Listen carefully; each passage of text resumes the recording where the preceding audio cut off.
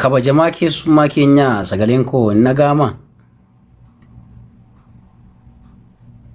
Hello.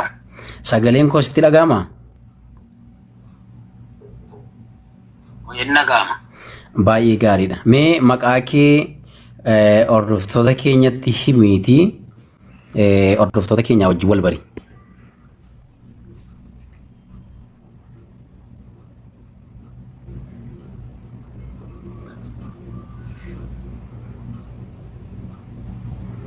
Dubbadhu kaa?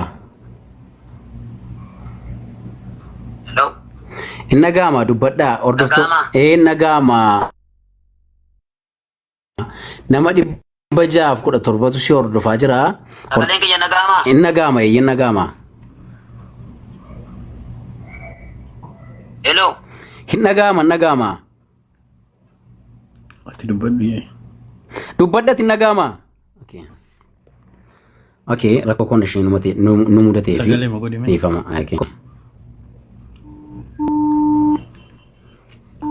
Hin dhiisnu wallaahi hin dhiisnu.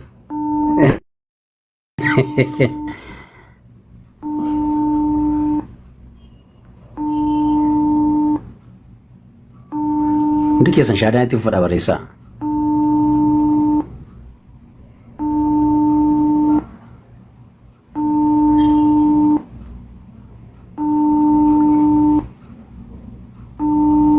Shaadaan itti ufa jedhaa barreessaa. Shaadaan itti uffadhaa barreessaa. Shaadaan itti ufa. Shaadaan itti ufa jedhaa barreessaa. Shaadaan itti ufa jedhaa barreessaa. Shaadaan itti ufa hundi keessan. Thank you. Hello. Sagalee maan jeje. Hello.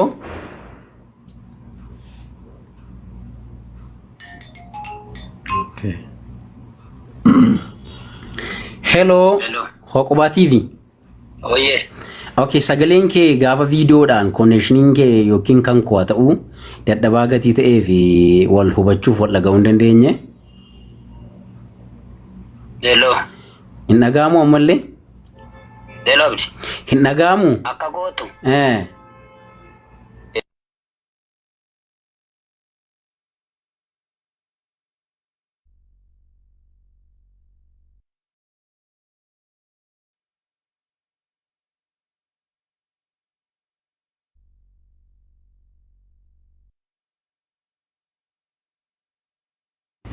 Okay, daqiiqaa 10 obsaa jedhee konneeshinii kun sirreeffadha daqiiqaa 10 kennaa jedhee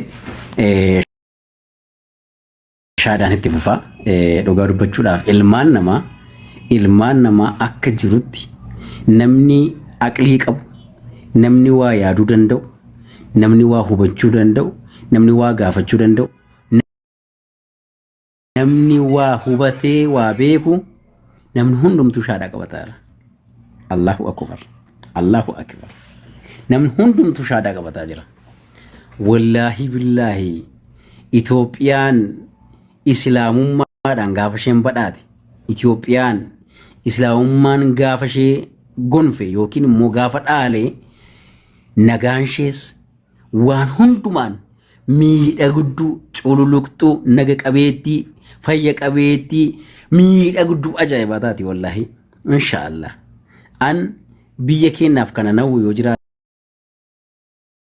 Oromiyaadhaaf kana nawwu yoo jiraate, Itoophiyaadhaaf kana nawwu yoo jiraate, Afrikaadhaaf kana nawwu yoo jiraate, an islaamummaadha. Islaamummaan biyya keenya hadhaalu, islaamummaan Oromiyaa hadhaalu, Itoophiyaa, Afrikaa hadhaalu, addunyaa hadhaalu islaamummaan. Wallahi billahi islaamummaan nama bareechiti, biyya baree yeroo namni hundumtuu hojjetatee ba'u, yeroo namni hundumtuu hojjetatee jiraatu argina malee sodaa garaa garaatiif yaaddoon qaban. So biyya islaamummaan keessa jirtu keessa nagaa guutuutu jira. Inshaallah rabbi biyya keenyaaf islaamummaa haa kennu, dhaloota keenyaaf, qomoo keenyaaf, sanyii keenyaaf, firoota keenyaaf, hiriyoota keenyaaf islaamummaa haa kennu rabbi. Rabbi islaamummaa isiniif haa kennu inshaallah. Akkasii rabbi isin irraa haa jaallatu. Baga nagaan dhuftan anaa dhufu shaadaan itti fufaa. Shirkiin ni kufa inshaallah.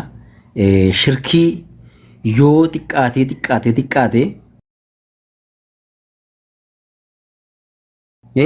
hundiidhaan buqqisuun nurra jiraata. Shirkiin bal'eessuun nurra jiraata. Dhugaan gabbaramaan Rabbi tokkicha qofa.